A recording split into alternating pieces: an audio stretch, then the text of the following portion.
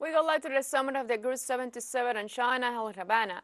Let's listen to the statement of Kamina Johnson Smith, Minister of Foreign Affairs and Foreign Trade of Jamaica. Cuba and President of the G77 and China, Chancellor Bruno Rodriguez Parrilla, Your Excellencies. Gentlemen, muy buenos días a todos. I am honored to address this esteemed gathering on behalf of the Most Honorable Andrew Holness, Prime Minister of Jamaica, who extends his apologies for not being here in Cuba, a country with which Jamaica has a long and proud tradition of solidarity and fraternity. Jamaica commends Cuba for its fine tradition of South-South cooperation, which makes it an entirely appropriate host for this summit of the G77 and China. Indeed, we express our gratitude for Cuba's warm generosity and hospitality in welcoming us here in this historic city of Havana that has hosted so many significant gatherings of the South. Jamaica also extends its sincere sympathies to the governments and people of the Kingdom of Morocco and Libya as they seek to recover from their most recent disasters, which resulted in such terrible damage, distress, and loss of life. Excellencies, ladies and gentlemen, the global interlocking crises which have become unavoidable features of our post-COVID realities are clear. Spiraling costs of food, fuel, and fertilizer, worsening environmental threats, and heightened geopolitical tensions top the list. Jamaica, like many of our countries, has been walking an extremely challenging path to weather these challenges while seeking to balance fiscal stability and the well-being of our people. Having made some strides, but having so much further to go, we strongly believe that our nation's next phase of progress will be driven by innovations in science and technology. We're therefore truly pleased that we are here to engage as a group on how best we can harness and maximize the potential that exists in pursuing initiatives in these areas. We're also pleased that the political declaration that will be adopted at this summit acknowledges this fact and reiterates the ways in which we as developing countries can work together to make this a reality for the benefit of our economies and our people. Excellencies, ladies and gentlemen, the 2023 UNCTAD Report on Technology and Innovation reminds us that there are windows of opportunity for the Global South. It correctly asserts that we can build resilience, we can grow stronger, and we can diversify our economies and move to better development trajectories with the wave of technological change unleashed by renewable and other green technologies. If developing countries are to realize these benefits, however, we have to act now to advance strategic plans to fully incorporate science and technology into our development processes. The issue of access to technology and bridging the digital divide, including its gender dimensions, must be addressed. The call, therefore, for the international community to foster an open, fair, inclusive, and non-discriminatory environment for scientific and technological development, therefore, remains relevant for our movement. Science, technology, and innovation are pillars, enablers, and catalysts for sustained and inclusive growth. They can accelerate the pace of economic development by increasing competitiveness and productivity for our full integration and participation in the global economy. We can therefore agree that there should be a focus on how to promote and utilize digital technologies for the benefit of all, along with the requisite governance arrangements to prevent their misuse. To this end, Jamaica is transforming our skills training paradigm and our data protection infrastructure. Prime Minister Holness has appointed a cabinet minister with specific responsibility for managing the necessary training programs to meet the need for professionals at every level and who will drive our digital transformation. Jamaica's Science, Technology and Innovation Policy of 2022 seeks to integrate science and technology in all areas of development and to establish a dynamic and responsive national innovative system. Our priorities are expanding access to affordable and reliable internet connectivity and the digitalization of critical sectors. We're therefore rolling out free community access points and working to strengthen digital literacy across our citizens, even as we connect schools, courts, and other institutions. We congratulate the progress and success of members of our group attained against all odds, including in particular Cuba, whose achievements in science and innovation, despite the impact of the unjust blockade, demonstrate clearly our capacity for self-reliance and self-empowerment. We believe that the sharing of experiences and best practices in the implementation of policies and programs are the keys to our futures. We must transfer knowledge as between ourselves if it is not being transferred from elsewhere. Against this background, the upcoming negotiations of the Global Digital Compact for an open, free, and secure digital future for us all assumes even greater significance. We must articulate stronger international cooperation on the global digital commons, particularly as we look towards the Summit of the Future in 2024. Excellencies, ladies and gentlemen, before I close, I would like to highlight the critical cross-cutting issue of financing for development. To put it simply, the majority of the G77 does not have the resources for research and development to keep pace with the global north. Many of the opportunities identified by UNCTAD are already being advanced by developed countries. Access to appropriate climate financing and financing for development that includes science and technology is therefore imperative. We must continue to raise and leverage our voices for a more level field for developing countries that will allow us all to unleash our potential as anticipated by the UN's Agenda 2030. In spite of our challenges, many group members continue to forge ahead. I conclude, therefore, with a deep sense of optimism that together we can make meaningful strides towards a brighter future for our peoples, through greater emphasis on policies and strategies for our future development through science, technology, and innovation. Please be assured of Jamaica's commitment to working and partnering with you in this endeavor. Muchas gracias for your attention. Thank you.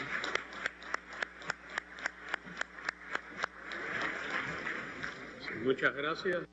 Thank you very much, Honorable Minister of Foreign Affairs of Jamaica.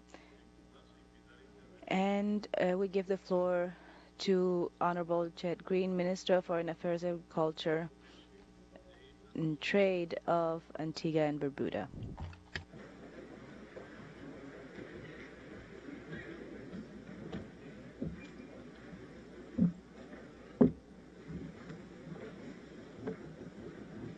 Presidente Díaz-Canel Bermúdez, mi amigo y hermano, my friend and brother, Foreign Minister, Excellencies, ladies and gentlemen, good morning. It's fitting that I echo the sentiments of previous speakers in condemning the U.S. embargo against Cuba and sanctions against Venezuela. Equally fitting, it's an expression of regrets and solidarity to our brothers and sisters in the Kingdom of Morocco and Libya in the aftermath of recent tragedies in those two countries. Antigua and Barbuda expresses gratitude to Cuba for hosting this G77 and China summit, focusing on the role of science, technology, and innovation in addressing current developmental challenges. The location of this meeting in the Caribbean underlines and underscores the region's capacity for leadership, thought, and creativity within the global community. Mr. Chairman, there can be no doubt that inequality and inequity in global trade, finance, and technology is growing, and that for the most part, the gap between rich nations and poor ones is widening.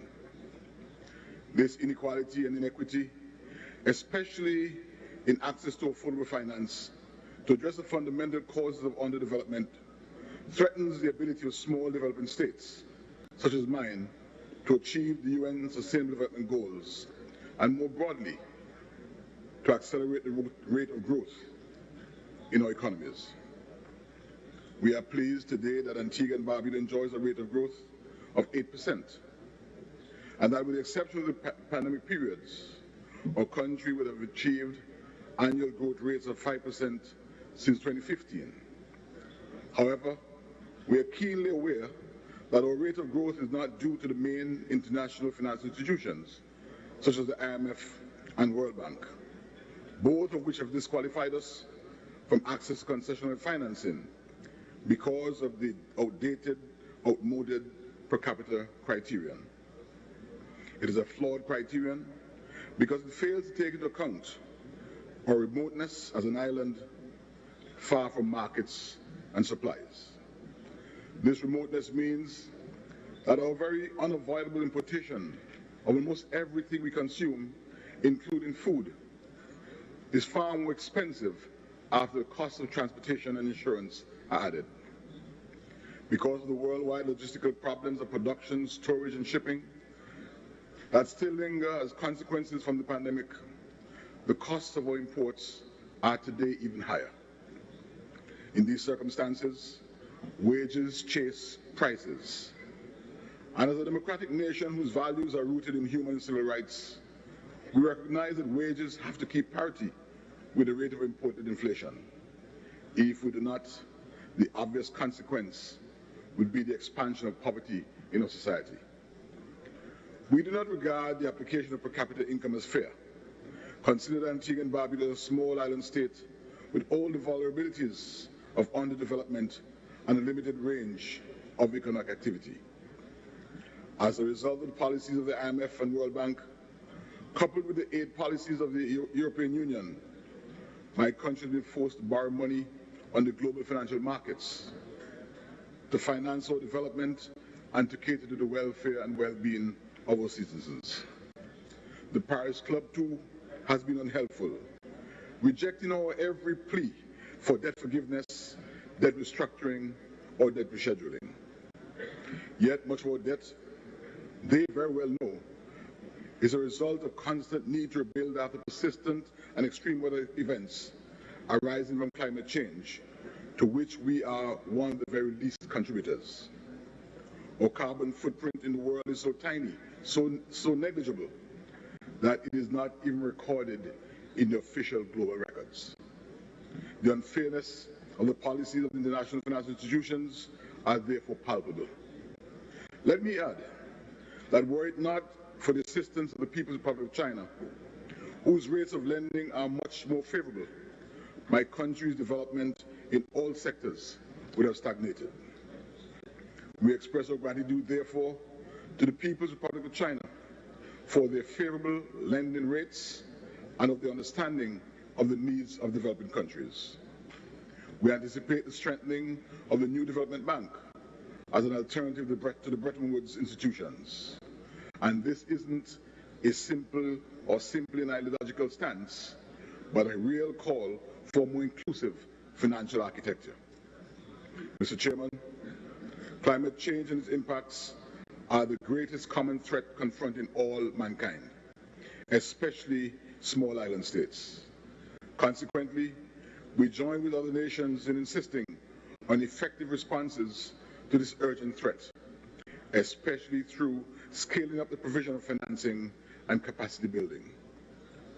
Earlier this week, my country, Antigua and Barbuda, and Tuvalu, as the co-founders of the Commission of Small States on Climate Change and International Law, began proceedings before the International Tribunal of the Law of the Sea, seeking an advisory opinion. We are of the firm view that small states need authoritative scientific answers on this critical issue, but so too do the major contributors to climate change. There must be a clear guidance on the consequences of their actions. This advisory opinion from ITLAS can serve as a benchmark, as a guidepost for international actions going forward. We remain hopeful for a clear advisory opinion from ITLAS that will guide the actions of all with regard to the damage that is being done to nations and the need for compensation. Chairman, colleagues, as a drought-prone country which has to manufacture water through the use of expensive desalination and reverse osmosis processes, we know all too well the impact of water scarcity and the enormous cost of manufacturing. We, however, have no choice. But we believe that access to technology at an affordable price would help us enormously if only we allowed access to concessional financing, which is a clear imperative in this case. Therefore, we readily join all nations here at this meeting in calling for the transfer of the necessary technologies and access to existing ones, including in the areas of food and nutrition, health, water, sanitation and energy, in order to improve the quality of life and, more importantly, to sustain it. In conclusion, I invoke the spirit, genius, and practical teachings of El Comandante en Jefe Fidel Castro Ruz, in a quote which encapsulates the very theme and purpose of our mission here at the summit.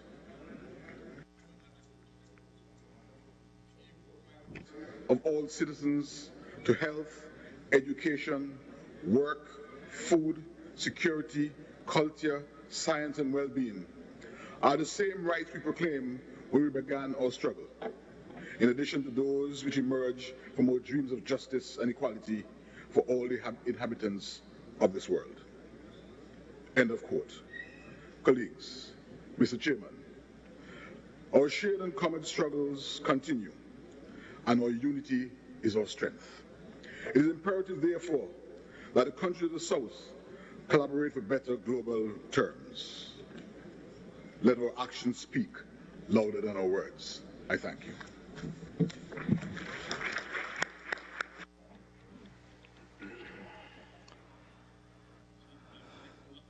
I thank the address by the Honorable Minister of Foreign Affairs of Antigua and Barbuda. And now I give the floor to His Excellency Mr. Abdulatif bin Rashid Al Sayani, Minister of Foreign Affairs of the Kingdom of Bahrain. We're listening to the statement of Kamina Johnson Smith, Minister of Foreign Affairs and Foreign Trade of Jamaica, and Jet Green, Minister of Foreign Affairs, Agriculture, Trade, Commerce, and Barbuda, First Antigua and Barbuda, at the summit at Group 77 held in Havana on September 15-16. They stressed the need to tackle the challenges present in the world and to maximize the measures in all the areas needed. More breaking news coming up. Stay tuned.